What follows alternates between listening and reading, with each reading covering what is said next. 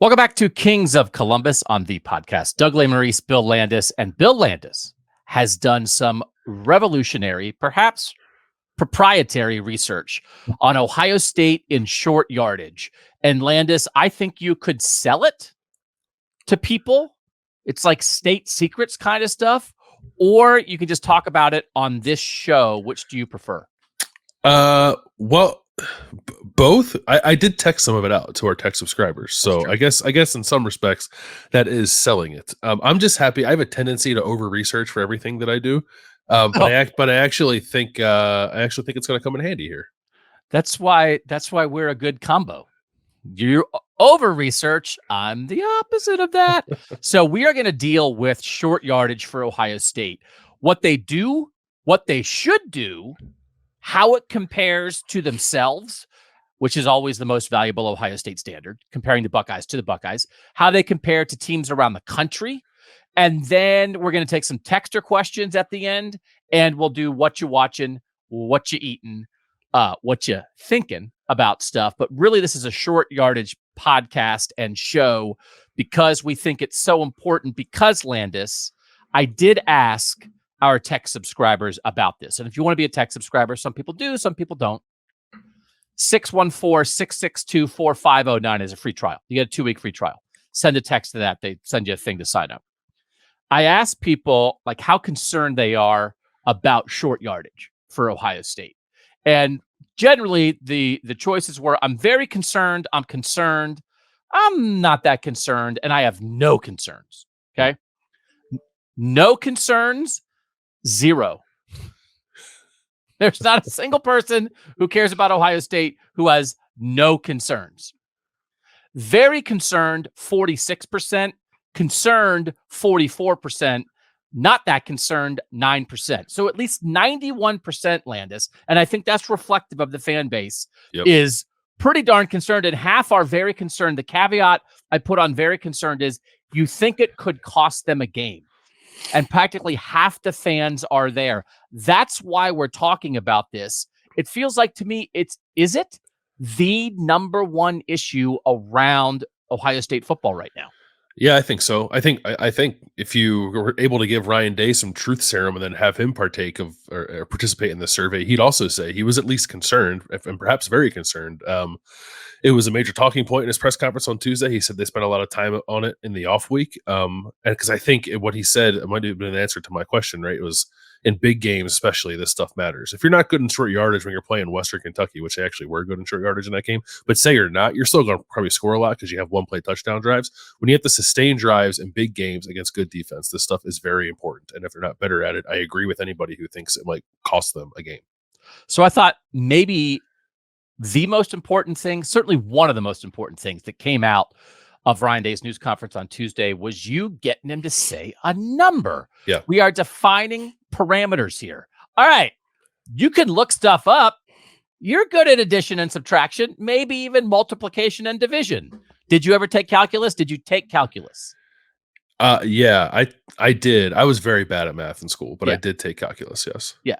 And so, like, I don't think you need calculus to figure this stuff out. But there's one thing to figure out the numbers, which we did and which we'll get to in a moment.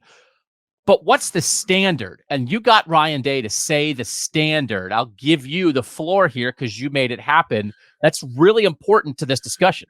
Yeah, I asked him what is the percentage they want to be at conversion rate wise in short yardage. And he started by saying, well, we want to convert all of them, which I was like, crap, he's going to just give me a terrible answer. And then he said, 3rd and 1, 3rd and 2, you want to be at least north of 80%. Yep. 3rd and 3, maybe you back off a little bit. He didn't give a number on that, probably somewhere in the range of like 70%, I would guess. And obviously the farther back you get from the line to gain, the lower that percentage gets in terms of what makes you happy. But in the plays we're talking about, 3rd and 3, 3rd and 1, 3rd and 3, 3rd and 2, 3rd and 1, they want to be, I think, in the neighborhood of 70 to 80% conversion.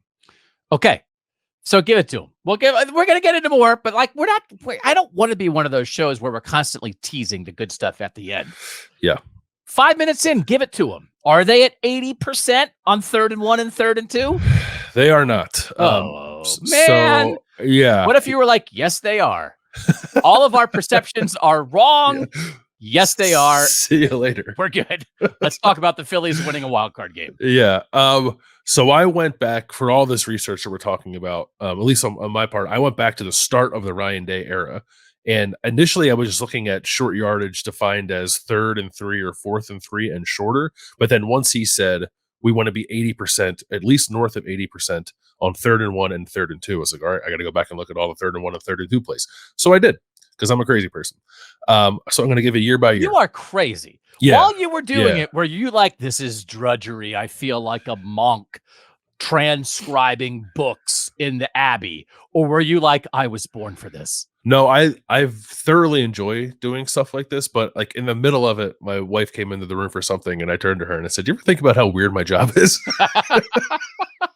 And she was like, I think about it every day. Yeah. She's like doing actual work that helps the world, and I'm looking up third down stats. But this does help the world. This is because this is what I soothe myself with our contributions to the world. All those people who are doing important things for the world, when they get home, or when they're driving home, or when they're on the treadmill, they want to relax after doing important things for the world. And you know how they want to relax? They want to know about Ohio State short yardage. So that's your contribution. Well, here it is, folks. Again, the quote is at least north of 80% on 3rd and 1 and 3rd and 2. In 2019, they were 89%. Good job. 2020, they were 73%. I still think fine. Probably still a good job. 2021, again, 73%. Good job. Then a big old drop. 2022, 54%. Not good.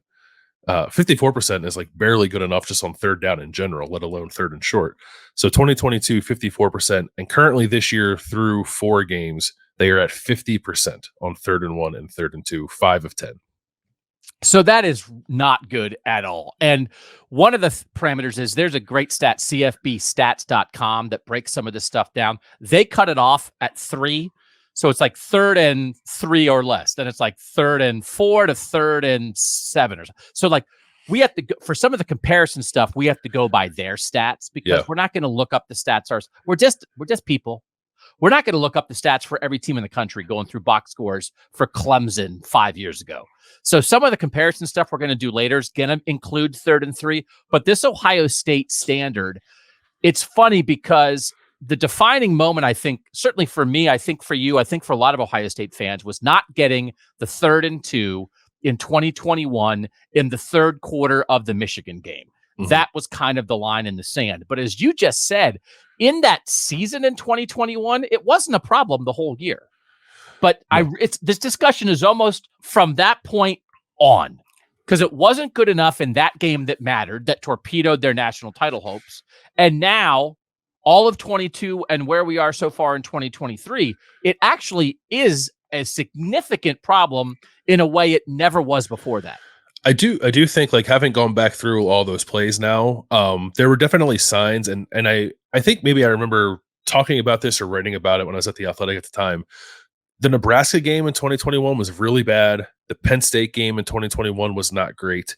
The Michigan game, actually, aside from that 3rd and 2 play, was okay, but that was just such a monumental moment in that game.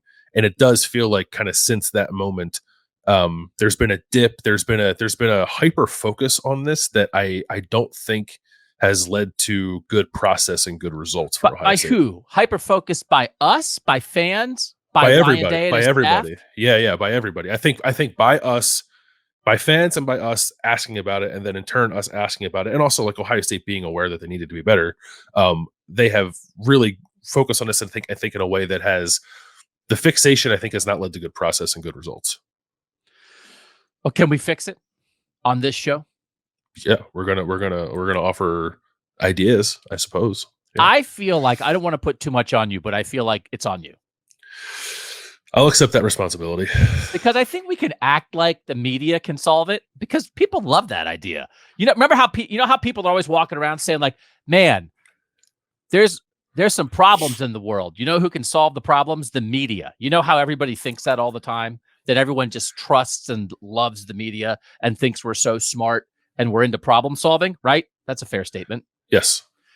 In this situation, like, the beat's actually not going to solve it. No offense to the beat. And I'm included. It's you. You've established, like, so first of all, you're kind of like, you're like a regular person. You're not a former player, but you're kind of like the X and O guy, but also kind of like short yardage. I mean, unless we're talking about Cam Johnston, other than that, like short yardage isn't that Landis wheelhouse? Aren't we right here? Yeah, because I'm all about not having to travel very far distances and with physical exertion. So if we're talking about only needed to move 1 or 2 yards, that's my bag. Yeah. So tell your wife that. Tell your wife that the most important issue facing Ohio State football is up to you to solve. Because guess what? We're going to do that next on Kings of Columbus, and we're going to start by talking about some tush pushing right after this. All right, Doug and Bill talking some tush pushing, which I didn't know. Is that what it's always been called, what the Philadelphia Eagles do? Or is that like a thing this week that we got to tush pushing? So I've heard two things this week that I feel like I have not heard before to describe the Eagles quarterback sneak play, which when they push Jalen Hurts across the line. One is tush push, which is new. The other is the brotherly shove, which I also have not heard, but I am in love with. I'm gonna get a shirt that says brotherly shove on it. Yeah. What if that could be your thing? Because that would be a very Philly thing if you just started walking around shoving people with love. With love, yeah. So Ryan Day was asked about quarterback sneaks specifically. And you know why he was asked about it? Because I asked the texters, do you think they should sneak more? 90% yes. 90% yes. More sneaks. This is what Ryan Day said. I think when you line up, understanding that's probably the first thing in short yardage that everyone's going to take away. Right. So that idea, especially like you get up under center, and that's what the defense assumes you're going to do. And you go from there. So that's part of our short yardage package. Again, I'm like paraphrasing, quoting Ryan Day here from Tuesday, whether it's appropriate for us to use or not. We try to do that on a day-to-day basis and on a game-to-game basis. But looking at what the Philadelphia Eagles do with Hurts, he's a very big, strong, powerful player. I think with Justin Fields, we did it a lot. There's been a lot of comparisons between Justin Fields and Jalen Hurts. He could really move the pile. We've practiced it. Everyone has to have a quarterback sneak in. And if you think it gives you a chance, we'll do it. As you can imagine, we're working really hard on short yardage. And then Dave Biddle, who asked his first question, followed up. I'm like, hey, Kyle McCord, he's a big, stout dude, right? 6'3", 215. And Ryan said, yeah, we haven't really given him many opportunities. In practice, it's hard to tell. Time will tell. So I did want to say, I did look up the size of Ohio State quarterbacks in the Ryan Day era. JT Barrett, 6'2", 220. Dwayne Haskins, 6'3", 218. Justin Fields, 6'3", 228. CJ Stroud, 6'3", 218. Kyle McCord, 6'3", 215. So Kyle McCord is like a stout dude. I think certainly stout enough. He's not Tate Martell, but also like he's like less stout, for instance, than Justin Fields, less stout than JT Barrett, who has basically had the body of a fullback playing quarterback. So I don't know, man. And then you followed up with sneak questions. And I think like specifically about the Eagles play, we do want to note that the New York Giants tried the Eagles version of a tush push, and their center and tight end got hurt on the play and they didn't get it. Yeah.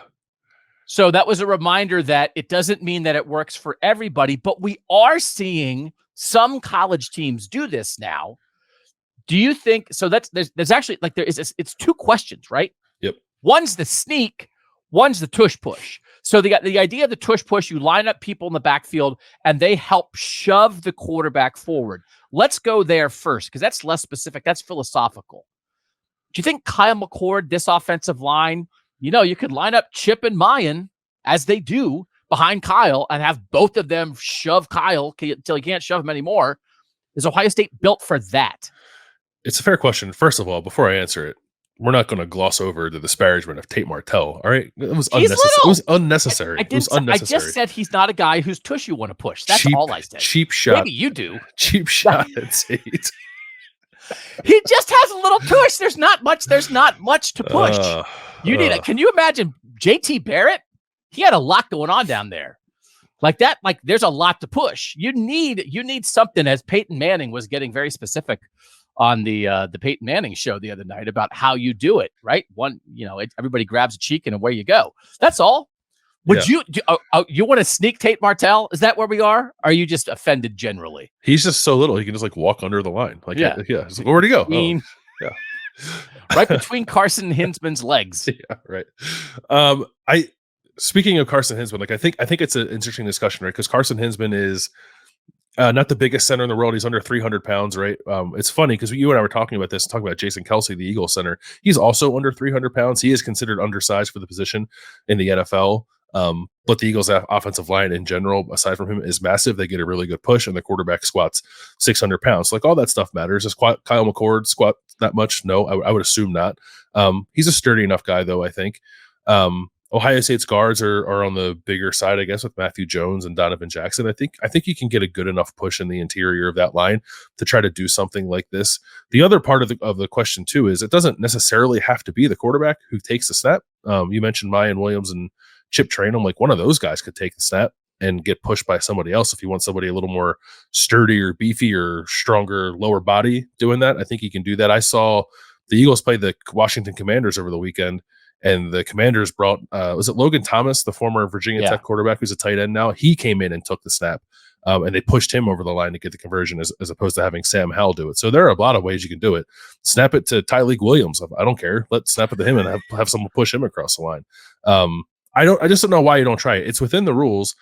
I think there's an interesting discussion about whether or not it should be, but while it is, why wouldn't you do it? Like I've seen Penn State do it, and I saw Washington score a touchdown, or Washington State, score a touchdown doing it 2 weeks ago. So you could do it with Kyle McCord, or you could line up with Kyle McCord under center, Chip Trainum at fullback, Mayan Williams at tailback, which is a look they've done before. Motion out Kyle McCord, put Chip under center, and then have Mayan push Chip. So of those two suggestions, push Kyle or motion Kyle out, or just not have him in the game, whatever, and have somebody like Chip Trainum take the snap and push him. Which would you choose?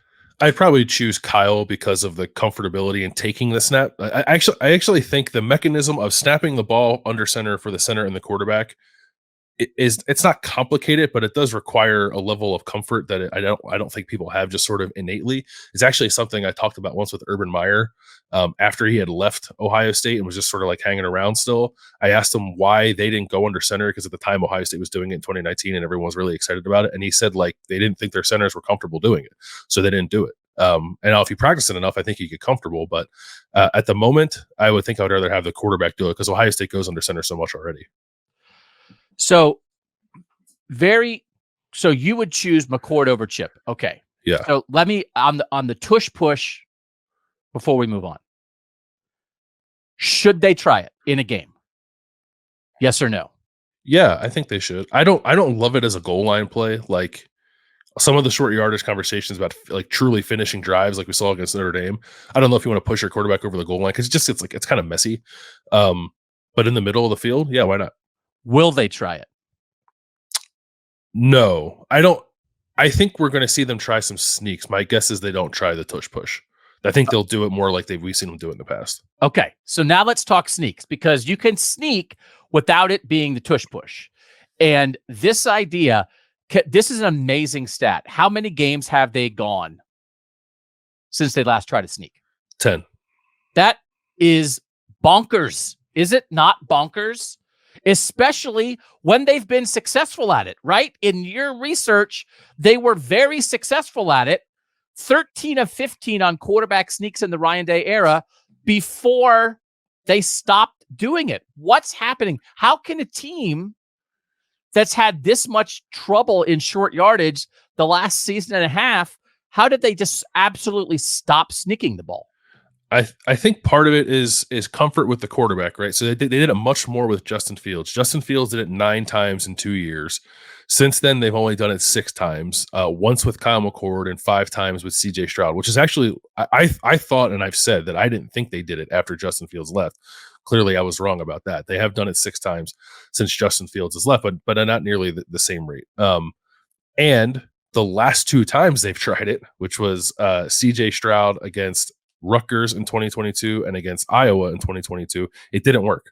So I don't know if not seeing those 2 plays not work and back-to-back times calling it led Ryan Day down a different path as he tried to figure out the short yardage question.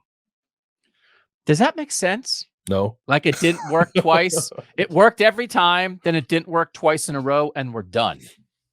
No, that doesn't make sense to me. No. So I listed previously the heights and weights of the Ohio State starting quarterback since Ryan Day got to Ohio State. That's not the only thing, though. There's sort of like, there's something innate in you. And this is not to criticize, because everybody, Bill, and you'll find this now as a father, has strengths and weaknesses. Mhm. And you can't wish somebody into having 1,000 strengths and no weaknesses. And often your strengths and your weaknesses are related. So this is not saying who's the better quarterback, who throws the ball better, whatever. We're talking about sneaks. JT Barrett, do you think he's a good candidate for sneaks? Yes or no? Yes. Dwayne Haskins, yes or no? No. Justin Fields, yes or no? Yes. CJ Stroud, yes or no? No, but I have he should be, but no. I agree with all of those. And it's more than size. And I don't know that anybody disagrees with any of that. Now, CJ Stroud's ripping apart the NFL throwing the ball. It sure is. And JT Barrett never made it to even one snap in the NFL. And Justin Fields is not ripping apart the NFL with his arm. So everybody has strengths and weaknesses. But I would trust JT Barrett and Justin Fields to get in there and power through it and get what needs to be gotten. I don't know that I'd feel the same way about Dwayne and CJ. So where do you think we are with Kyle? Because I think maybe we're a little closer to the JT Justin side of things than the Dwayne CJ side of things, although I do think it's probably fair to say Kyle's in the middle. Yeah, I think Kyle is in the middle. I do agree with that. I think the willingness that Kyle has shown already to pull the ball down and try to create something when a play breaks down would lead me to believe that he's willing to, get in the mud a little bit and try to convert via quarterback sneaks. I just don't. The times that CJ even did it, like, he didn't look super comfortable doing it. And Kyle probably has not done it enough yet for me to say that he does look comfortable. But the mere fact that he has been willing to do it early in his career, I think gives me a little hope, for lack of a better word, that he'd be okay doing something like this. So when we're talking about a world in which they are 15 of 17 in the Ryan Day era on quarterback sneaks, and this season they are 50% on 3rd and 1 and 3rd and 2, it feels like to me like we are officially at the point of trying it again. And that Ryan Day said, Kyle hasn't had a lot of opportunities, and it is hard to do in practice. I think we see a sneak against Maryland. I also think we see a sneak against Maryland. I'm very, very curious to see what it'll look like, because they've basically done it like two different ways, which is traditional get up under center, snap the ball, quarterback just kind of dives over the top. The other way is line up in the shotgun or the pistol and like a bluff the hand clap, turn to the sideline like they're doing a check with me play, sort of walk up to the line of scrimmage like, what? I didn't hear what you said. What are we doing? And like, it's very funny. One of them was watching like Jackson Smith and Jigba like throws his hands up in the air. Like he's really selling it. Yeah. And then while the defense is often in those times, the defense is either like standing and looking to its own sideline, and then Ohio State's under center snapping the ball, and Ohio State ends up getting 4 yards on a quarterback sneak because the defense wasn't even looking at them when the ball was snapped. So they have that too. They have averaged like 3 yards per sneak, which is pretty crazy. It's not like they're just getting across the goal line or getting across the line to gain. When they do it, they actually move the ball. It's kind of weird. Yeah. Okay. So that's sneaking it. We had a texter, Brian, I think boiled this down very nicely, and that the short yardage strategy should be sneak it or sling it. I'm in. So that means we got to talk slinging it, and we'll do that next on Kings of Columbus. All right, sneak it or sling it. We're on to the sling it portion of this, asking the texters, again, if you want to be a tech subscriber, 2-week free trial. I think our sticky rate was at 95%. It's down to 93%, but that's okay. Still very high. We like it. We just think if you try it, you might like it. 614-662-4509. We send analysis. We send recruiting information. We send surveys, and then you can be part of the show like this. We do call outs for questions. It's $6 a month. That's not nothing. It's not nothing. We are not like, come on. It's all the $6 is $6. That's a real amount of money. It's like 20 cents a day. So, especially now in season, you don't have, it's not like you have to sign up for a year. You can stop whenever you want.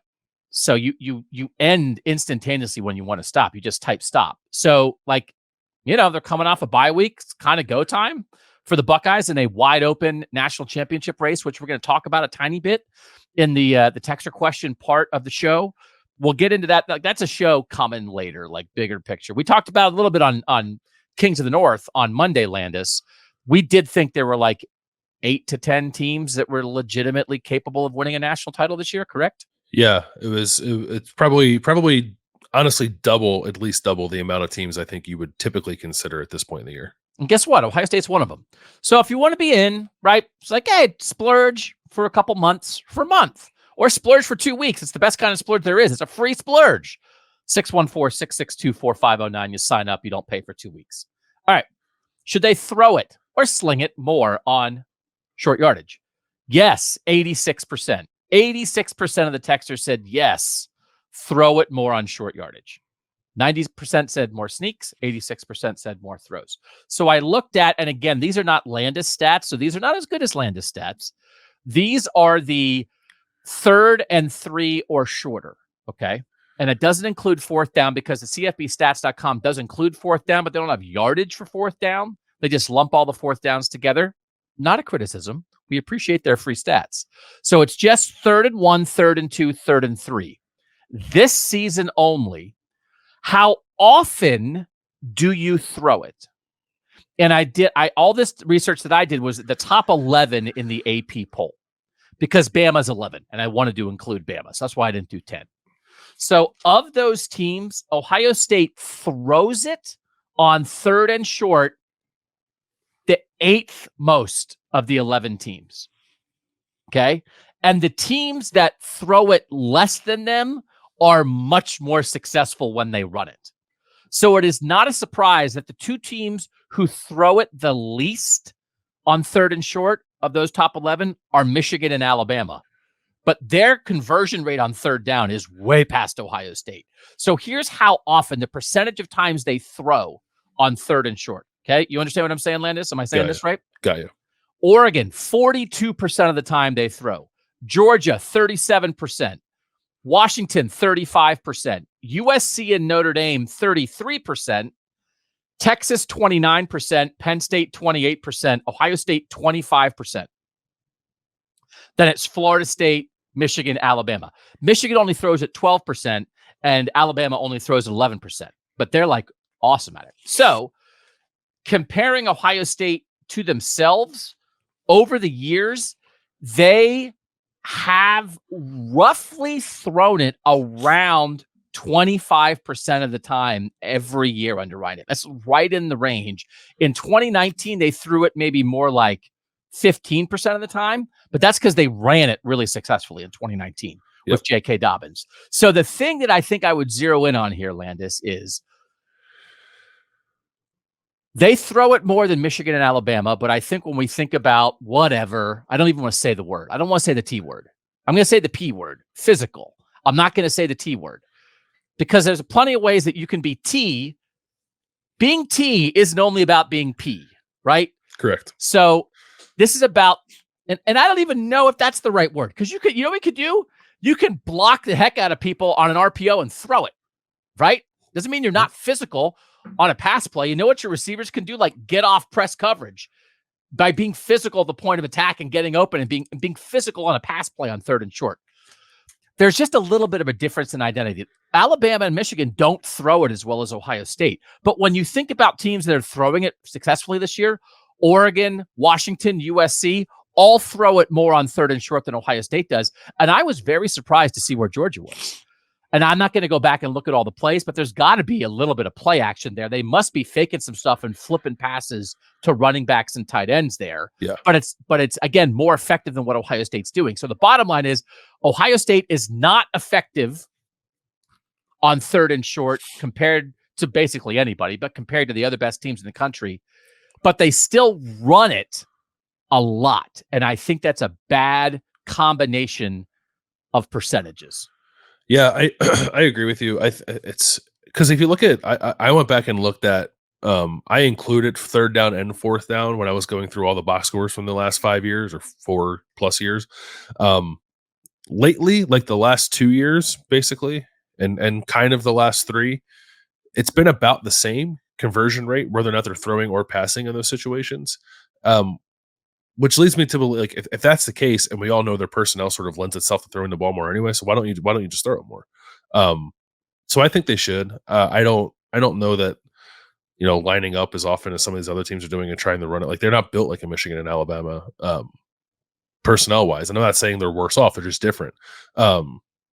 So obviously those teams operate that way. I think Ohio State is much more inclined to line up in 11 personnel, spread it out, and try to throw the ball on third down. And they do it fine. Like, they do. If you include fourth down, their percentage does go up a little bit. Or if you include fourth and short, their pass percentage does go up a little bit. But I still think there's room to do it more than they do. Which is almost I don't want to say an indictment, but it's an indication of something that when it really, really, really, really matters on fourth down, then they do throw it a little bit more. Right. Well, that's the thing that everyone always says. Why about Ryan Day? Like, why does he call the third down play on fourth down? Right. That when it's do or die. Somebody brought this up, one of the texters. I thought it was at least a point worth discussing. I thought it in the moment, or at least on the rewatch right after the game, as we did the post game after Ohio State Notre Dame. I think it's on the Emeka Ibuka jet sweep, short yardage failure. Marvin was on the wide side of because they ran that to the short side, right? Didn't they run that jet sweep to the boundary? Yes. So Marvin was on the field side alone with off coverage. Yep. And it certainly looked like to the naked eye. Now, I've gotten in trouble over the years. I think you can get in trouble. You're certainly thousands times more an X and O guy than me.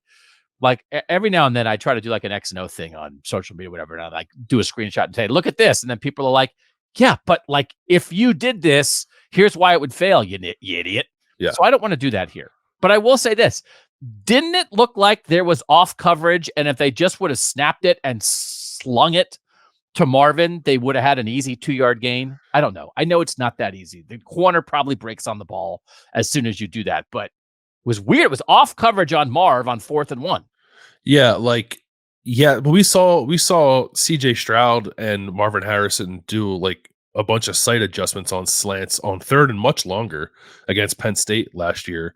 So will the DB drive on the ball? Probably, but he's 10 yards off the line of scrimmage. You only got to get 1 yard. So like Marvin, it doesn't even have to be a slant. It's almost like a drag.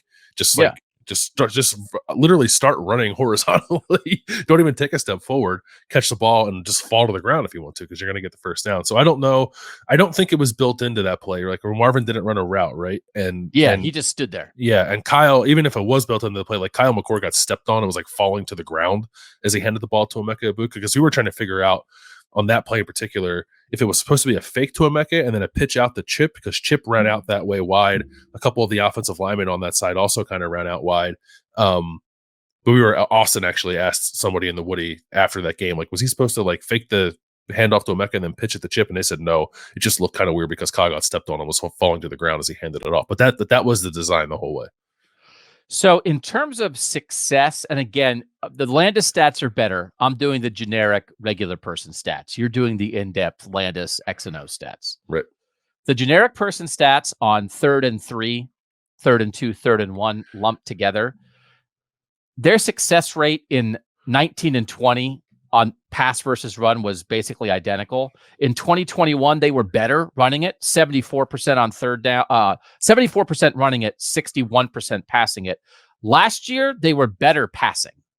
They still ran it far more, but they converted 64% of those third and shorts throwing and only 49% running. And this year it's 50% passing, 42% running. So like, again, how often they throw has stayed the same in the Ryan Day era. But there was a time when they were better running. In the beginning, it was like it was even, and then in year 3 of Ryan Day, they were better. So okay, yeah, no, we get it. We get it why you run 3/4 of the time. But that has not been the case the last 2 years. And I do think they just have to get here. I think they have to get to a world where on these, generally speaking, I think they should be throwing it on third and short, whatever the specific number is, much more like 35, 40, 45% of the time than 25% of the time. I don't think that is an unreasonable thing. It does not mean you're not T. It just means you're S. You're smart. You're doing what you do best. Yeah, I agree with that. And I think too, I think maybe just more generally, and there, like 11 personnel shotgun is not an inherently passing formation, but I think we tend to think of things that way. You can certainly run the ball out of those looks, but I just think lining up that way will help them tremendously. I was looking up conversions by personnel grouping as I went through some of this stuff. This is just for this year. When they're in 11 personnel, which is one tight end, one running back, they're 4 for 6 converting in short yardage. When they're in 12 personnel, which is 2 tight ends, 1 running back, they're 2 for 6. And then when they get jumbo, like 3 tight ends and 2 running backs, they're 0 for 2. So like they're way better doing it at 11 personnel. That's just on runs, by the way. That doesn't include any passes. That's just runs out of those personnel groupings. So if they line up in 11 personnel, they run it better. And obviously, if they line up in 11 personnel, they can throw it better and throw it more often. So I don't know why we're still playing the game of let's get all of our tight ends on the field and try to push everybody. And if you're going to get all the tight ends on the field and try to push everybody, sneak it. Yeah, that's fine. If you want to do that, like you're not going to run a QB sneak at 11 personnel. But if you're going to put all your biggest bodies on the field and run a quarterback sneak, and if you're not going to do that, get them off the field, because I don't want to watch their down plays with Marvin Harrison Jr. and Emeka Buka on the sideline. What's the point? Yeah. And I sent you a couple plays that Washington ran. Again, we're talking about a world where Washington does throw it. Washington throws it 35% of the time. Ohio State does it 25% of the time. Washington scored a couple touchdowns against Arizona with receivers on the field still spread out and 2 really nice counter actions where it was almost like threat of the jet sweep, speed threat creates an alley for a running back from the shotgun to be able to sort of power in on a wide toss, like pretty easily, So I like it. There's plenty of ways to do it. There are plenty of ways to do it. So it feels like they're just trapped a little bit in, I don't know, like, I don't know if it's true. It still feels like they're trying to prove something rather than just using their best players to call the most effective plays. That's like a pretty, I don't know. It's a pretty harsh accusation of like, what? Like you're not just doing the best play to win the game. You're trying to prove something. I absolutely thought they got caught in that last year. I don't feel like they're as caught in it this year, but whenever we have the T discussion for me comes down to moments like this. It doesn't really matter what you say. It's great. If you want to call people out for challenging your toughness, great, fine. But just like make sure it doesn't affect your play calling. And to get in 3 tight ends, 2 running backs, and run the ball on the goal line with Marvin Harrison Jr. and Emeka Buka on the sideline when you have like a year and a half of data that shows like that's not really what you do best, it feels like to me that you are caught, at least to some degree, in trying to show people something rather than just winning the best way you're built to win. I think it's difficult because like you should be able to get that yard, right? You should be able to line up with 3 tight ends and 2 running backs and get the yard you need to get. They're just not. So if they're not, then why keep trying to do it? But I do think there's frustration that creeps in with it. It's like and Ryan Day, like I think very clearly gets frustrated with this stuff. Like, why can't we just get the yard? Why can't we just line up and push people and get the yard? I don't know. That requires probably some self-reflection that I don't think you or I are equipped to help them with. But at the moment, they need to do whatever is working, and that stuff's not working. And I think you're right. I think they are trying it less this year. They got burned on it against Notre Dame a couple times. Obviously, season long, they are probably doing it less than they did it last year. I honestly don't think they should do it at all. Like I know Ryan Day likes 2 tight ends because it's like versatile and creates mismatches, and I'm not saying there's not room to play with 2 tight ends at points during the game. But in these situations in particular, I just think they rely on it too much when they are built to attack teams a different way. So again, should they throw more on short yardage? Yes or no? Absolutely. Will they start to throw more on short yardage? Yes or no? Yeah, I think so. Yeah. All right. So we're looking for solutions here. We're not just bringing up problems. We're looking for solutions. And we've come up with sneak it or sling it. And you have some degree of confidence that they're going to head that direction. And we're going to see a little less of ramming a dude into the offensive line, whether it's Mayan or Chip or Trey. Like that's probably not their strength. And B, like jet sweep time. Because to me, once you're to jet sweep time, it's like just throw it. Yeah. Right? Well, at least, yeah, the Emeka Buka Notre Dame style jet sweep. Anyway, you want to bring back the old JT Barrett pop pass? I can I can get behind that. Yeah, there was Washington. It wasn't necessarily short yardage. Washington like ran a play last week where it was like an option pitch, but the back was in front of Michael Penix, so it was a pass. Oh, but it was like they really kind of ran option on the edge with a chance for him to keep it. But then when he didn't keep it, it was like, oh, let's pad the passing stats. Just like they used to do. It was like, hey, JT Barrett threw 38 touchdown passes in 2014, but 9 of them traveled 4 inches in the air because they were a jet sweep. I could remember like when that came, that felt like so revolutionary. And like I remember being like asking Tom Herman, like, why do you guys run that as a pass? And he was like, because then if you drop it, it's incomplete. It's not a fumble. And I was like, oh yeah, no, that just makes a ton of sense. Sorry. I thought it was like they're just stat padding. It's like, no, there's an actual reason for it. Yeah. So you'd be okay with that? I like just generally would like to see that come back to the offense. Like Ryan Day just doesn't or hasn't not done it. But I think that's another way to get the ball on the perimeter quickly, which I think is what they want to maybe do a little more in some of these situations, whether that's quick reliefs in the pass game or just quick game in general. But I think that's another way to do it. All right. Last one more thing to talk about here on the short yardage issue. We'll do that next on Kings of Columbus. All right, Landis. So in the end, we're not just like complaining to complain. They aren't as good at this as the other best teams in the country. Of that top 11 in the AP poll that I cited previously, they're 10th in third and short conversion rate. They're only better than Texas, which, by the way, like people are really on Texas, and I think Texas is going to lose to Oklahoma on Saturday. There are just I do think there are some like inherent things with Texas like this. Texas is terrible. Texas is like below 30%. And so Ohio State's not good, but the other teams, there are teams that are significantly better than them at this. And in the end, right, it doesn't matter how you do it. We talked about throw it more, sneak it more, run it less, what personnel grouping, whatever. It just boils down to whether you're successful or not. And if they're successful, nobody cares how they're successful. They're not successful enough right now. And they're good. They are good. Everybody else in the country that's as good as them, everybody but Texas is better than them. So it's a problem that needs fixing. And that's why we're spending this much time on it. Yeah, it's like about like Ryan Day made the point, like the way he described it was, it's frustrating to see them move the ball up and down the field, which actually like if they've done, if you look at some of the underlying numbers, like if you look at available yards is a stat that I like to determine whether or not an offense is just simply moving the ball, percentage of yards available to you, how many of them do you actually gain? Ohio State's 9th in the country.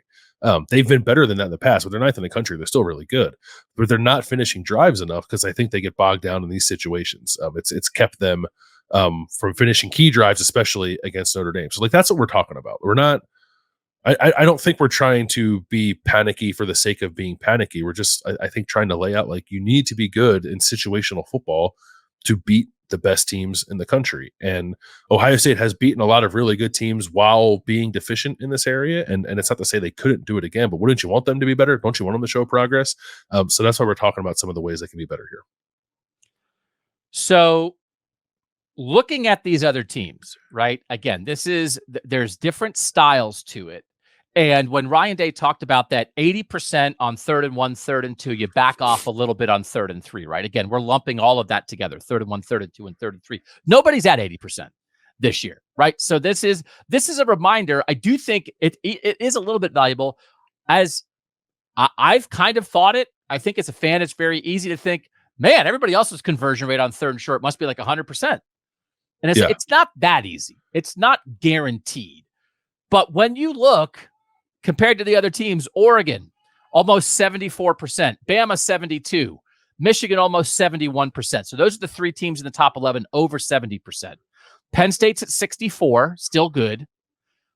Georgia, 56, Notre Dame, 56, Florida State, 55, right? So again, that's everybody who's over 50% at least on these 3rd and short yardage conversions. USC's right at 50%. Washington's at 47%. Ohio State 43.8, Texas 29.4.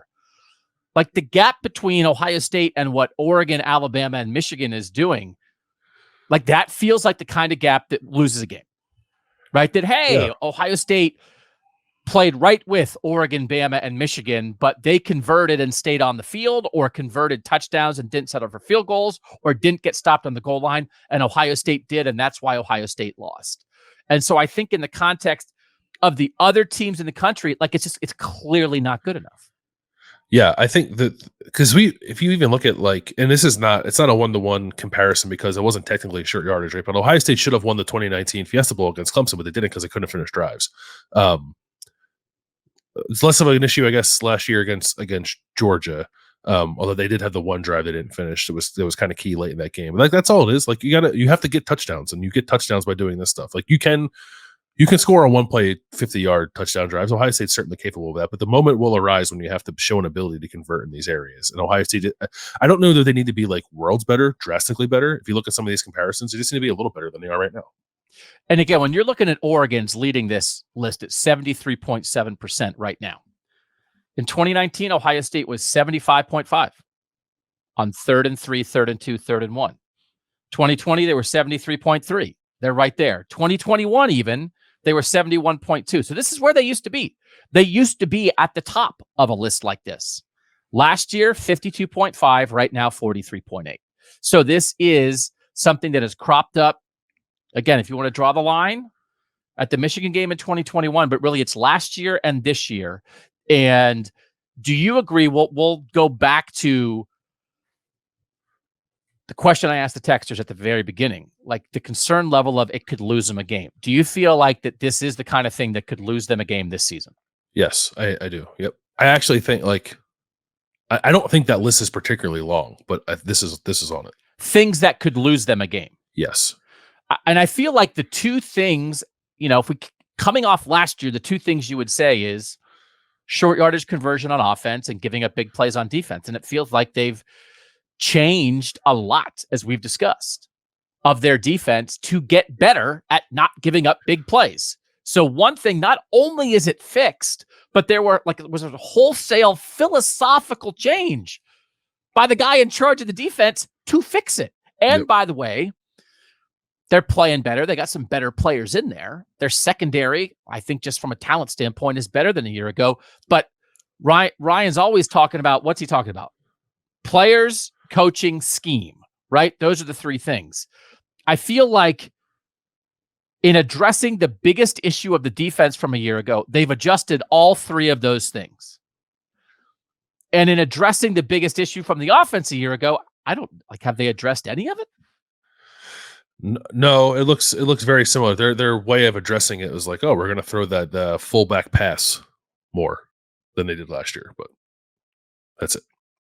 All right, it's your research, so you're reasonably concerned as a devout researcher of short yardage situations. I am. Sorry, I was expertly fighting back a sneeze there. Yes, I am concerned. Like it's been an issue in the two games they played against like the Power 5 teams, Indiana and Notre Dame. And obviously Indiana is not of the caliber of Notre Dame, nor is it of the caliber of the big games that Ohio State's going to play later this year. But it is a little alarming to me that this has shown up the most in those kind of games. Okay. All right. That's a good, healthy 50 minutes on short yardage. You won't find it. Nobody did Landis' research. Nobody else is having their significant other walk into the room and then as a result are questioning their lives because of the research they're doing. That's only Bill Landis. I don't question it. I don't question it. I just want to point out the absurdity of it. But I'm very comfortable in these waters. You accept the absurdity. Yeah. All right. When we come back, we got to get some more questions from texters. We're not doing as many as we do when it's like a whole show of it. We got like 5 or 6. We'll talk a little bit about the playoff, and we have another concert question because Bill has cracked open a door here. We'll do that next on Kings of Columbus. All right, back with texter questions. I don't want to say the number like 1,000 times a show and bother everybody, but yeah, people are curious. 614-662-4509. If you want to be a tech subscriber, you get a 2-week free trial. This is from Eric. How much of Ryan Day continuing to call plays is a product of him not being able to let it go versus being underwhelmed by Brian Hartline in the spring? You can't say 50-50 or a little bit of both, and I respect you kneecapping us on the answers because that's what I try to do when I ask questions, Landis. So which one is it then?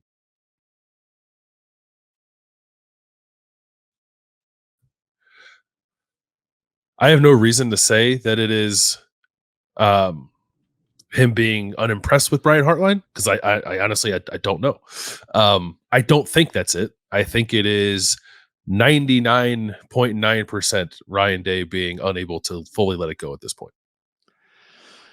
I actually think it might be, and I don't want to say unimpressed, but I think if in the spring Ryan Day thought like, oh, this guy's the next Lincoln Riley, like this is okay, like it's a difficult thing that he kind of was having a hard time doing.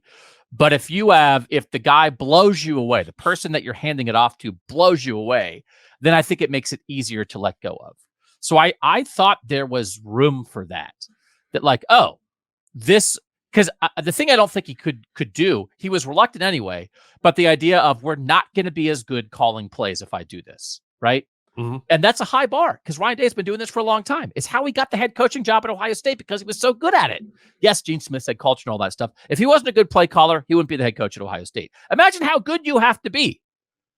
People think the Ohio State head coaching job is the best job in college football. How did Ryan Day, no Ohio connections, coming from like a fired staff in the NFL, how did he become the head coach at Ohio State? Because he called a good game. That's how good he is. So I think he needed to feel that there wouldn't be a drop-off. And I'm not saying this based on anything other than outside observation. I think that's not what he felt. And that's not a criticism of Brian Hartline. But I think then you weren't blown away, and then you fell back on, I kind of didn't want to do it anyway. So I would say it was actually more of, not that, again, the phrasing of like not being impressed. That's not at all what I'm saying. But not being 100% confident there wouldn't be a drop-off. I think that actually was the thing. That's more of it. And then you fall back on, I kind of wanted to keep it anyway.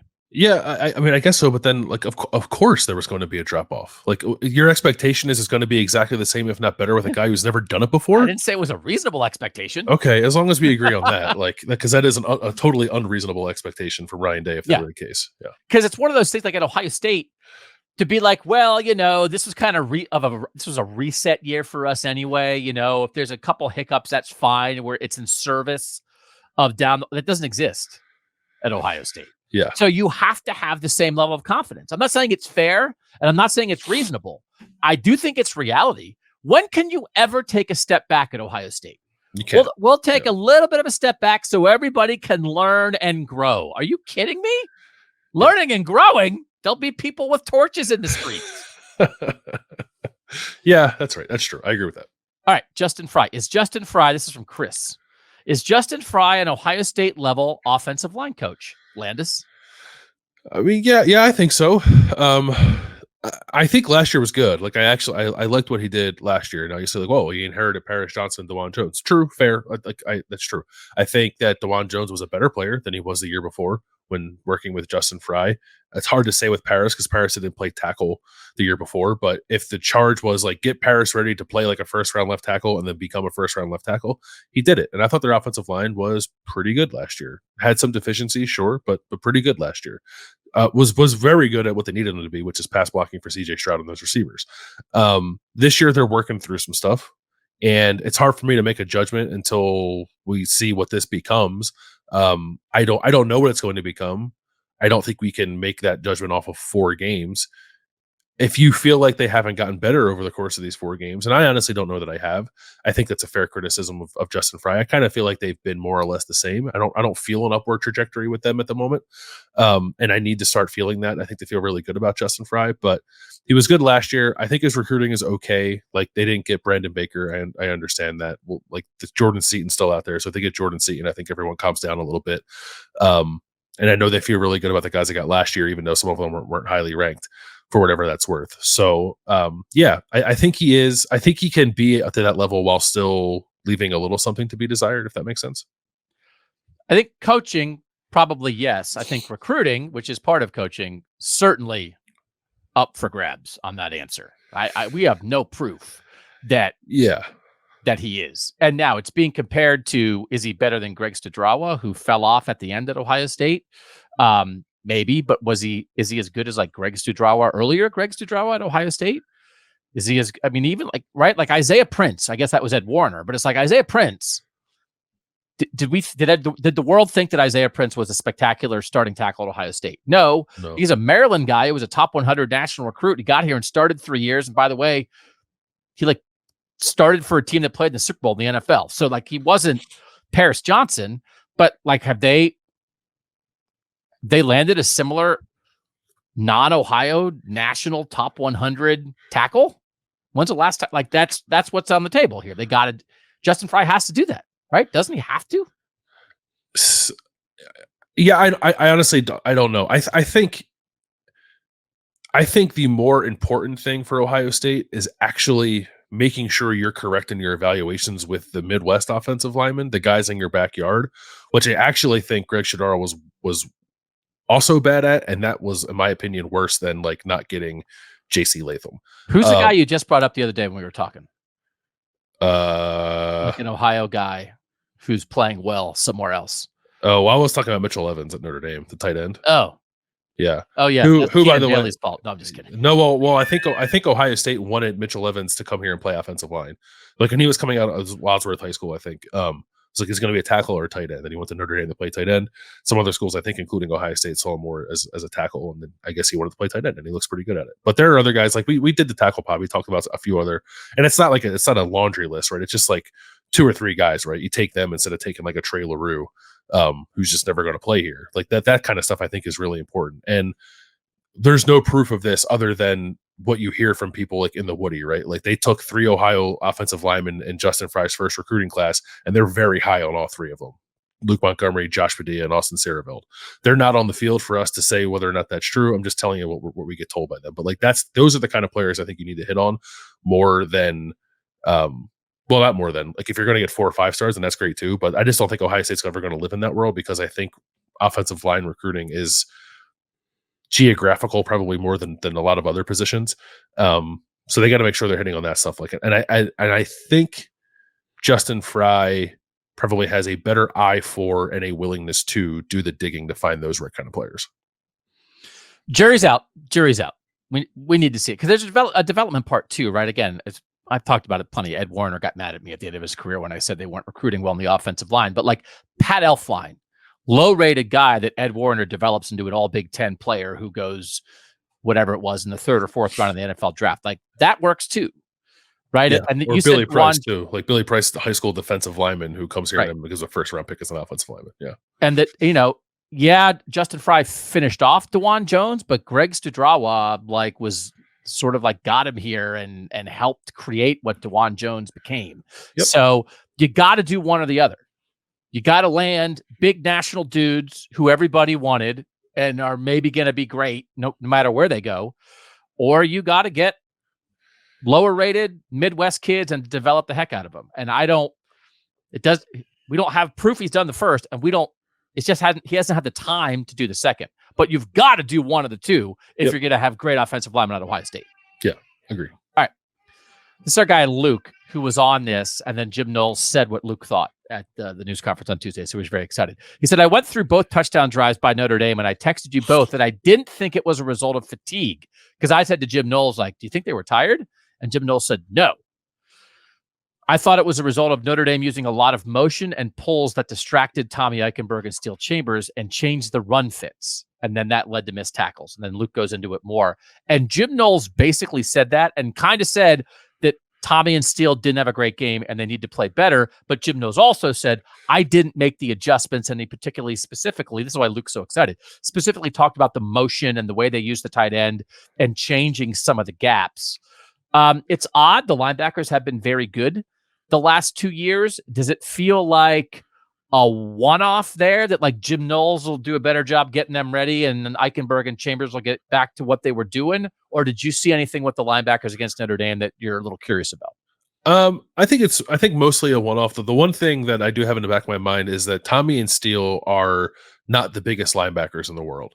And if they're going up against a really good offensive line that is getting to the second level and kind of covering those guys up, I think it could be a recurring issue. I'm not saying that's the direction that we're headed. I'm going to be on alert for it the next time they play an offensive line that I think is like capable of that.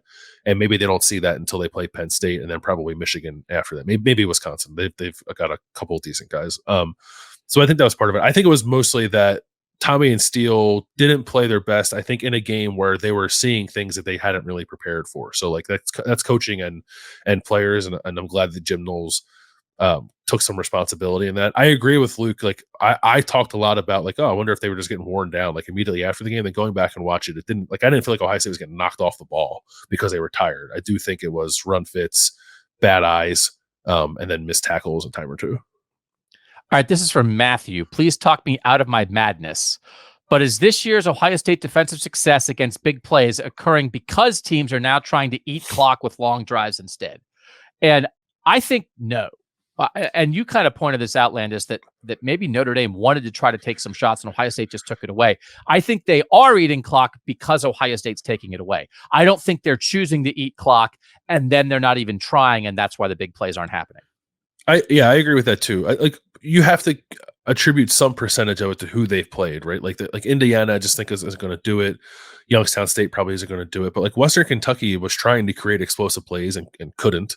Yep. And I think Notre Dame was trying to throw the ball down the field and couldn't. So they had to run it a lot and chew up the clock. And it wasn't just against Michigan and Georgia that Ohio State gave up explosive plays last year. And Jim Knowles referenced specifically is like, we were giving up explosive plays to Toledo last year. Yeah. Like it was a season long issue. I think that we just didn't talk about all that much because they put 72 points up on Toledo and no one cared that they gave up a few long touchdowns. That they have not surrendered any to their first four opponents, that attacked them in four, I think, pretty different ways with varying levels of skill, ranging from FCS to a really good team in Notre Dame. I think all of that's real. So it'll be tested more for sure, starting this week against Maryland. But I don't think it's like smoke and mirrors. I think they are better at it. I do think in the end it could get interesting against Michigan, though, because if Ohio State continues on this path and doesn't give up big plays, and the result is Michigan's like, okay, here's a 12-play, 75-yard, 6-minute, and 11-second drive. How do you like that? And Ryan Day's going to be going crazy because Ohio State's going to have not enough plays and not enough possessions. Like Michigan, what Michigan burned Ohio State with last year, I think they're much more capable of putting drives together this year with what they've shown. And that could be a problem for Ohio State as well. That I do think it's possible. I'm in on the bend but don't break. But actually, that might not work against Michigan because I think you'll bend and bend and bend, and then Michigan might break you. Yeah. So I do think it's possible this style, and Jim Knowles was talking Tuesday about you sort of change your approach and how often I think they might be getting through this now, getting everybody used to not giving up big plays. But when they get to Michigan, I think they might have to be more aggressive. Otherwise, they're going to run the ball, and JJ McCarthy's going to hit intermediate throws, and Ohio State might be in a tough spot. Yeah, I think like if I'm defending Michigan, I want, for as good as JJ McCarthy has looked in some of these games, I want him to prove against my good defense that he can sit in the pocket and make reads and throw the ball down the field. So I think they probably will take a different approach in a game like that. Don't take the easy stuff away, make him make harder throws, and then just make the tackle when he makes them. Same thing with Drew Aller too, an inexperienced quarterback. Don't blow the coverages. Yeah.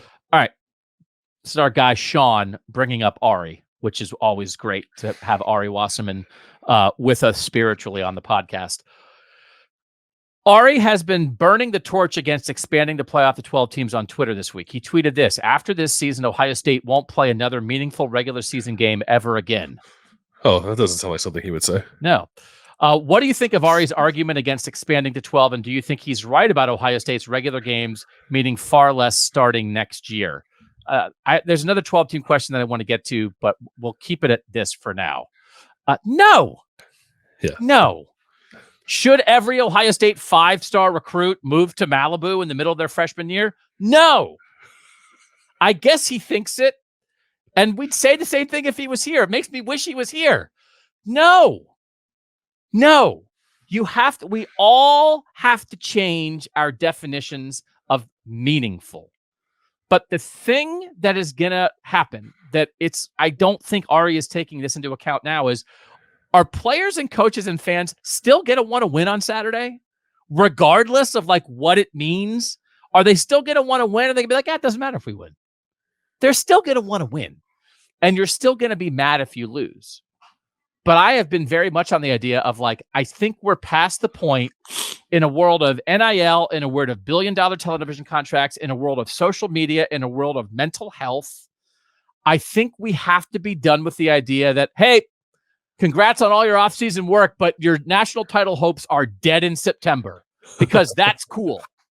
And I understand why the sport worked that way before. No other sport like in the world works that way right now. And so to now want to hold the college football to that standard, oh, it's going to be meaningless if you can't ruin your season in week 2. I don't know why we think that's better. I understand, and I've evolved on this, and I understand why we thought it before, but I just don't think it makes any sense to think it now.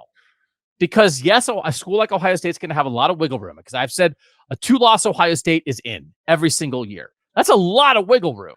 But you still care about seeding. You still care about home games. And guess what? If you take your second loss in October, you can't lose in November. It's still going to matter. And to throw around words like they're not going to play another meaningful game. I mean, it's just Ari throwing out takes, man. Like it's not like a realistic view of modern college football. I don't disagree with any of that. And I also think that like when the time comes, I don't know. I think it'll still feel the same. I think the energy in the stadium for Ohio State, Michigan will still feel the same. I think stadium like Happy Valley is still going to be a tough place to play during a whiteout because people will still be juiced up for it, right? Like LSU, Alabama at night in Baton Rouge is still going to be awesome because that's just how it is. Like I'm not really fearful of any of that. I actually, if you think like it's pointless because some Sunbelt team is going to get like quote get into the playoff only to get waxed by Alabama and like why are we doing this? Don't watch the game then. I don't know. I think it creates more meaningful games at large. Certainly. Does it take a little shine off of like Ohio State's games? I just don't think that's going to be the case. Like we can all worry about it now, but I think when we're in it, it's still going to feel very much the same. We're all going to be anxious and feeling crazy and texting like maniacs when the game's over if Ohio State loses or doesn't win by enough points. I just don't think we have to live in a world where if a loss doesn't ruin your season and your life, it means the game was meaningless. I just don't think that's where we are. And this is like the same kind of discussion of like, if you don't win the national title, your season's a failure. Yeah. It's like, is it? So then 132 teams fail every year and only one team has a successful year. Like, what are we doing? And I honestly, I do feel like it truly is a mental health discussion. And just like the pressure that is on these and that the amount of pressure, it only exists in the world for the unpaid 20-year-olds. But the NFL players can be like, yeah, we had a great year. We were 14-3. And if you're at Ohio State or Alabama and Georgia and you lose 3 times, you'd be like freaking out. Like, what? Yeah. Like, why do we have to live that way? So like, I don't, and I'm not angry at Ari, but because we love Ari, but I just feel like it's not like and like, if you feel that way, like nobody else is going to feel that way. The players are not going to feel like the game is not meaningful. They're not. And like you said, the people in the stands, people watching, if you feel that way, I just think like that's about you, but like that can't be what we worry about. Yeah.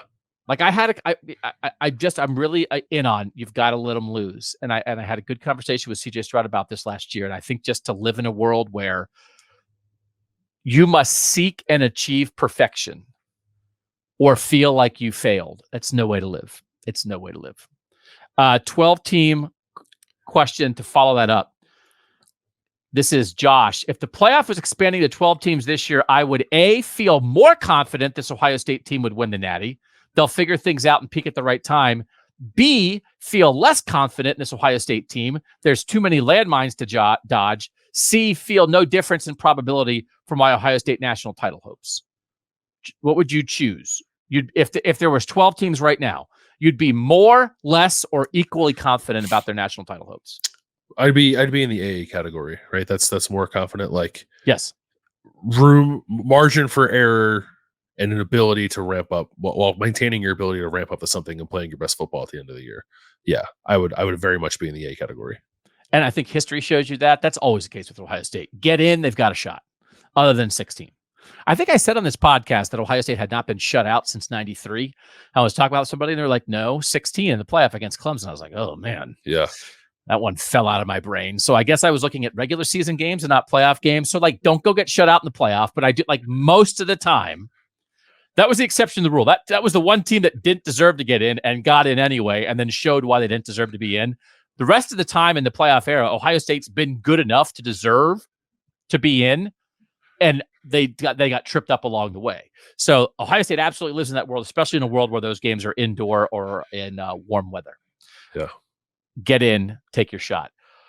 Last one from Adam. I know you guys covered going solo to concerts this summer, but what about when you're not in the general admission section? My wife had a change of plans and now can't go see Depeche Mode with me next month. So I'd be standing alone the whole time next to an empty seat. Should I still go solo? Well, first of all, if you're going to see Depeche Mode, you've got your own personal Jesus with you right there next door. Should he go? Yeah, you should go. I've actually not been to a ton of like arena concerts. Most of the concerts I've been to have been in like old school general admission music halls. So I don't think I have any experience going to a concert by myself in an arena. But yeah, like when you're standing and everyone else is standing, you're not even going to notice that the seat is open next to you. It's going to be just a jumbled mass of people standing in a row. So maybe at the beginning when like you're sitting there and no one is on their feet yet, it might feel a little weird. Then walk around, go get a beer, go get a soft pretzel, go buy some t-shirts. And then when the music starts, just make sure you're in your seat, standing and dance with everybody else. You won't even notice. I think there is like a scale of the more you love the band, the easier it is to go by yourself. If you truly love the band and you know the lyrics to every song, I don't even know if you want somebody there. It's like your friend is the band. Yeah. If it's kind of like, I like them. I know their radio songs. I know like 5 of the songs. And then they're going to play like 18 songs that you kind of don't know. I do think that's a little bit of a different equation. So I don't know how much Adam likes Depeche Mode. And they, I don't think they're going to play Personal Jesus 23 times. Which if I like Depeche Mode, but if I went to the show, I'd be like, can you just play Personal Jesus 23 times? Because I'm not sure I know another one. So, but go. Just experience life. It'll be okay. And you'll make friends. All right, when we come back, this leads us into the segment that I occasionally forget exists. But when we do it, we love it. It's what you're watching, what you're eating, what you're thinking. Next on Kings of Columbus. What you're watching, what you're eating, what you're thinking. And I have like an actual like watching that like I think we have to talk about. It's this Peacock stuff. That they announced this week that the Ohio State Purdue football game is going to be on Peacock, which is a streaming service. And then they came out with the basketball schedule. There's a gazillion Big Ten basketball games on Peacock, including like 5 Ohio State basketball games, including the Ohio State Texas A&M basketball game, which is like a big deal, right? Is that right? Yeah, and I think there's an Ohio State Indiana game on Peacock as well. So I did do a survey that was just kind of for informational for the texters about Peacock. This was not with the basketball stuff. It was only after the Ohio State Purdue game on October 14th was announced as being on Peacock. I said, like, how are you going to watch it? 44% said I already subscribe to Peacock and I'll watch it that way. 26% said I'll pay the $6 for Peacock just to get the game. 13% will borrow someone's sign in. 7% are going to go to a bar. 2% will go to somebody's house that has Peacock. Only 9% said they'll sit this one out because like they don't have access to Peacock. And then like asking people if they hate this or not. Only 20% said like, I hate that this is on streaming service and I'm mad about it. Right. 42% said it's a pain, but I'll deal with it. 37% said like, it's just part of the new world, baby. Like this is where we are. So I thought the hate might be higher than 20%. This is a tech subscription on your phone. So I know for a fact we have people in their 70s and 80s on the tech subscription. I have corresponded with them. I know it's not only a bunch of teenagers and 20 and 30 somethings that are on the tech subscription, but I bet it does skew a little younger than the Ohio State fan base as a whole. So I don't know, this whole thing, what you're watching, I hope people are watching the Ohio State Purdue game. I guess it's just the way of the world now. There's a part of me that actually, when there's multiple games on basketball, you're kind of getting your money's worth. If it's like, well, I got to pay for 2 months, but I'm getting multiple games rather than like, I'm literally paying $6 for one football game. And also, by the way, it's cheaper if you get it for a year or whatever. I don't know. I just hope people can watch their team. Should this be a concern or not? I think it's mostly the way of the world now. Well, I don't know. I come from that from a point of view of like, I live in Columbus, Ohio, and I'm a fan of Philadelphia sports teams. So, like, if I want to watch my teams play, you are? I have to You watch like them. Philadelphia sports I teams? sure do. I Yeah. didn't even I realize that. Why is that? That's where I'm born and raised, baby. You're from Philadelphia? That's right. No idea. Have I ever talked about that before? No. But like I watched the Phillies on MLB TV. I watched the Flyers on the ESPN NHL package. I now watch the Eagles on the YouTube TV Sunday ticket package. When the Sixers aren't annoying me, I'll watch them on NBA TV or the NBA League Pass. So like I'm used to it, and I get to like Ohio State fans, especially Ohio State fans in Ohio, aren't used to having to go to those places to find the Buckeyes game. So it's different for them, but I think it's something you settle into rather seamlessly, and it is good. Like I'm glad that, to your point, it's not just I got to buy this thing so I can watch one football game a year. Like if you're someone who's into football and basketball, there's going to be men's and women's basketball. There's a bunch of women's basketball games on Peacock as well this year. Actually, there's a lot of women's games, and they're going to be Peacock. good. Yeah, they're going to be very good. So if you want to watch them, you kind of have to be there. But you can also do like, Michigan's played on Peacock. If you want to take a peek at Michigan, like that's an avenue to do too. So I do think you'll end up getting your money's worth. And I'm not trying to be a shill for NBC unless they want to pay me to be a shill for them. I will do it. But this is currently free. It's an adjustment, but I think like anything, it's like a sort of a thing you get panicked about and annoyed by, but then like once you do it, it's like, oh, whatever. This is fine. The rewatch on Peacock stinks. At least if you have like the normal true. package and you don't have because they put the commercials in the rewatch. Yeah. And like when you're rewatching, when we record games on YouTube TV and you're just like on your computer, fast forwarding and rewinding 10 seconds with your finger, and you can run through a full game in half an hour. And Peacock, they're like, hey, sorry, I know you're paying to get this, but also you have to watch 17 commercials in your rewatch of a recorded game. It makes me want to go take a Peacock, which is a lovely bird, and punch it in the face. Yeah. So I wish they would change that. And I guess if you get the better subscription, is that not the case? But I still think that even with the better subscription, they're like, we still might put some commercials in the thing you're rewatching. I don't know. I don't pay for Peacock. I use someone else's account. Oh. Well, it was funny. Tim May asked Ryan Day if he got Peacock, and Ryan Day was like, yes. And then he was like, wait, no, that's Paramount Plus. I get it to watch Yellowstone. And I'm sure there were NBC executives screaming, Jerry, what do you mean Ryan Day gets Paramount Plus? Oh, my God. There's games on Paramount Plus, too. Oh, my God. All right. Now I'm mad at everybody again. Yeah. What are you watching? What am I watching? It's this right here. Well, the podcast people can't see that. He pointed to the Phillies hat that he is wearing on his head. And yes, the Phillies won their first playoff game on a Tuesday night. Yeah. I mean, I love playoff baseball. I watch it even when the Phillies aren't involved, but I appreciate it much more because I was born in 1988. And for basically the first 20 years of my life, they were in the playoffs one time, and it was when I was 4. I was in kindergarten. I distinctly remember. I don't know. It's funny the things you remember. Being in kindergarten, like making a pennant out of like a drinking straw, like a piece of construction paper, when the Phillies went to the World Series in 1993 and lost to the Blue Jays. Like I remember that. I don't know how. But I don't remember like what I had for breakfast 2 days ago. But I remember that from, gosh, I'm old, 30 years ago now. So I'm also from Pennsylvania, as people know. And just again, if people sometimes think to themselves, hey, man, Doug and Bill are both so cool. They're just like a bunch of dudes hanging out. They must be around the same age. They're just like, they're so, what a combo. In 1993, you were in kindergarten and I was in my junior year of college on my internship, copy editing at the newspaper and begging them to let me have the TV on so I could have the Phillies World Series games on in the background. And they were like, you are here to work. And I was like, I hate journalism. Please let me watch baseball. And then I wound up doing this. So I am significantly older than you. And that story brought that home for me. And now I feel terrible inside. Okay, go ahead.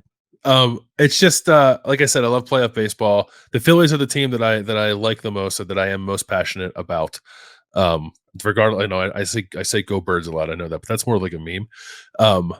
The Phillies are the team that I care the most about, so they have my full attention here in these playoffs. And I was very nervous about this series against the Marlins, and particularly Game 1, because I had never beaten Jesus Luzardo before, but they beat him on Tuesday night, and now I feel okay. All right, what are you eating? Were you eating something while you were watching the Fightin' Phils? No, I was on too late. It was 8:00. I'm trying not to eat that late anymore. How's that going? It's okay. It's pretty good. I've gotten much better about not eating late night. When I lived alone here, and it was like I live near like Raising Cane's. It's like 1 o'clock in the morning. It's like, oh, I'm hungry. So you're not hungry. You just know that Raising Cane's is there, so you're gonna go get it. So I don't You have know to what's do that. good at night? Cereal. I love. You're preaching to the choir. I love Yeah. a nighttime bowl of cereal. What am I eat? This is we did eat this week, but we are on the cusp, I think, of soup season as just like Oh. as a population, Congratulations. which Yes. I'm really excited about, and I want to celebrate with everyone else who celebrates soup season. It's going to get a little chilly this weekend. I think it's going to feel like fall on Saturday when Ohio State plays Maryland, and that's when you really get to embrace soup season. We kicked it off with a nice chicken noodle earlier this week, but we'll get into the broccoli cheddar. We'll throw a chili into there. I don't think chili is actually a soup, but it's part of the family when you get to this time of year. And I like it. Like when it dips below a certain temperature, which is like below 60, I feel like we end up having a variation of soup like 5 times a week for dinner. So we're getting to that time. Love soup. Are you're making the soup? You making like homemade soup? Yeah, I won't take credit for it. My wife makes almost all of it. She likes making a soup, which I appreciate because I like eating the soup. So it's great. We had the Zoop down the street from us. Yeah. Great fast casual restaurant closed. Very devastating in the Lesmerises Oh, household that our that's Zoop sad. closed. Yeah. So I agree with that. And again, the idea that there's a name of a food that is associated with the temperature outside when you want to eat it. Like chili is the best named thing that could be named. Like even it's like for the wrong reasons. But it'd be like if they called if you if you've called like a slushy, right? Like a nice frozen like thing. If that was called like a humid, it's like, I could really go for a humid. It's so well named because yes, you just feel better about eating soup when it's fall. My eating thing is we had kids over twice this weekend.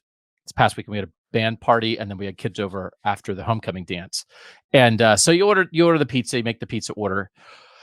And then, but you always have to get like the bread from the pizza place, like whether it's garlic knots or whatever. And this generation, kids in high school want to eat bread more than they want to eat pizza.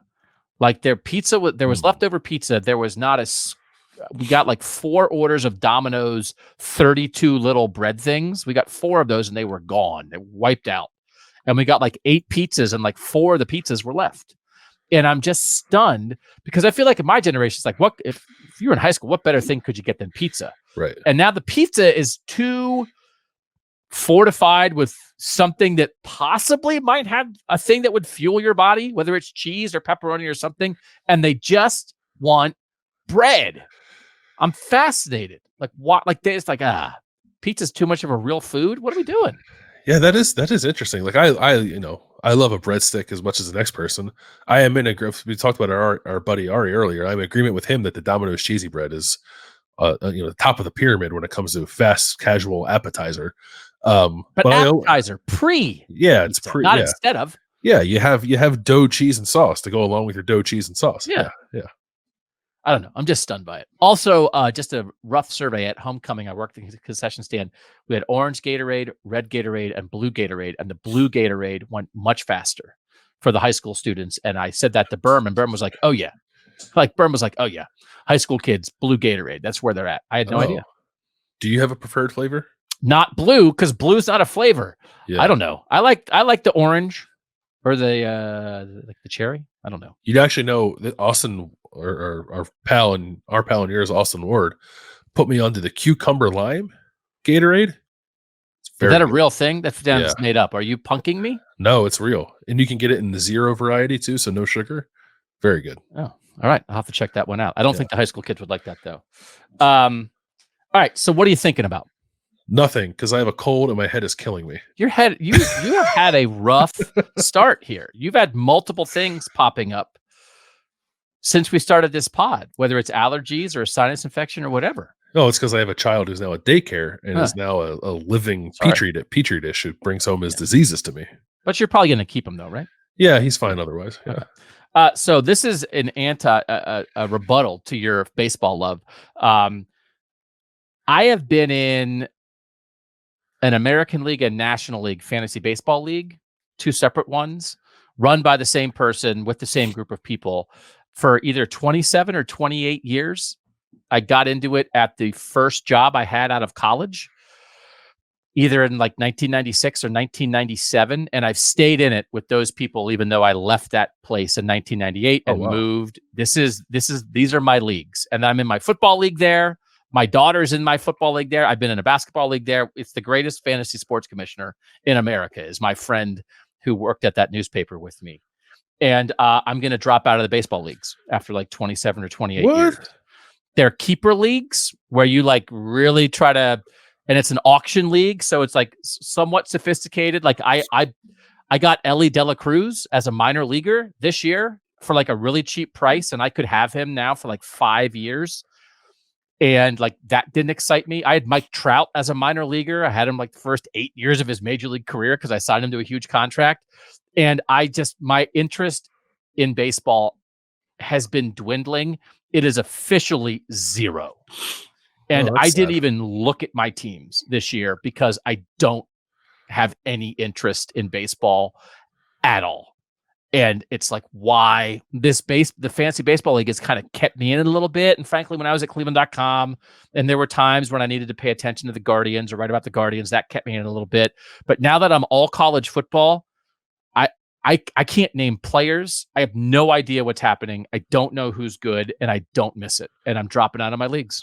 Oh, that's disappointing. I definitely feel like because our job requires us to be so consumed by one particular sport, I too have lost touch with a lot of the other sports. Like I collect like trading cards, as people probably know, like, so that helps me keep up with it a little more, like to know like good young players and who's good and who's valuable in that realm. But I don't pay attention to it as much as I used to.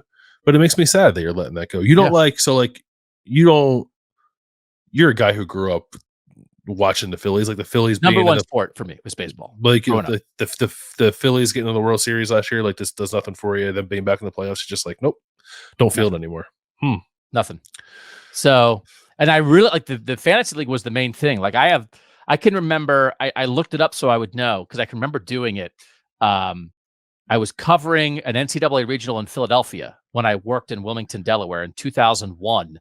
And I was like walking back and forth from my press row seat after a game to the locker room. And back then we did our draft on a phone, like on a conference call.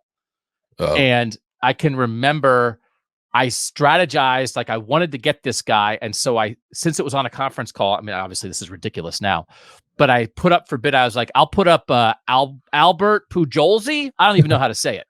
Because I was like trying to slow play it, and like I got him for like $1, and then I had him for like 9 years, and I did it like as I was like poorly doing my sports writer job because I was like, I got to leave this Duke locker room after this NCAA tournament win because it's my turn to auction somebody off, and I mean Albert Pujols, like it was 2001. Like that's this league. That's how much this league used to be so important to me. And now I don't have it. So anyway, sorry, baseball. But it was like a shock to me that like even having Ellie De La Cruz, which was like, oh, he's like the most exciting young player. Yeah. He came up earlier than I thought he would this year. He was great. And I still didn't look at my team for 3 months. Are you going to do the football still? Yeah, because the football is just much easier. It's like, the idea that it's mostly once a week and you don't have to constantly be on top of it. And there's no minor leagues and stuff. Oh. But yes, also, I just am much more interested in the NFL than I am in Major League Baseball. So I'm in a league, dynasty football keeper league, where we have like 35 players on our active rosters and also a 10-player developmental roster of guys who aren't yet in the NFL. Would you be interested in something like that? Yeah. Oh yeah. Take my money. Take my money. All right. So yeah. Good to know. So let me know. I'm just not interested when it comes to baseball. All right. Well, we hope you feel better, Landis. Maybe when your kid goes to college. Yeah. So like I'm looking forward to that 17 years from now. Yeah. We appreciate you guys making Kings of Columbus part of your week. 614-662-4509. If you want to be a texter and get to ask questions, get to take part in surveys, we don't only ask of you, we actually give stuff to you. Expertise, information, news as it happens, relevant quotes. But it's not for everybody. And if you're listening to this late in the show, then, man, that's quite a commitment, and we certainly appreciate it. So thanks to all of you. Thanks to Mike Urostowski, who is our new producer, starting here at Kings of Columbus and Kings of the North. So if you watch the YouTube show, you kind of saw some cool new graphics and stuff. Like, we're stepping it up. So this is real. Like, we're really trying to do this from a content standpoint, which we've always valued since the first time Landis and I ever got in front of a microphone. We wanted to bring you good content, but we just want it to look as good and sound as good and be as interesting and forward-facing as possible, because we want this to be your favorite place to hear about Ohio State football and Northern football. So we're excited to have Mike aboard. You'll be getting to know him a little bit more. He's just getting started this week, but it's just proof of concept here that, like, this is a real deal, that we're just not dorking around like we used to in the back of Ari's car outside McDonald's, which was great. Yeah, people loved it. We loved it, but like, the world's changed a little bit. I don't think we could get an internet signal in the back of anybody's car right now. So thanks to Bill. Thanks to Mike. I'm Doug. Thanks mostly of all to you guys for watching and listening. And that was Kings of Columbus.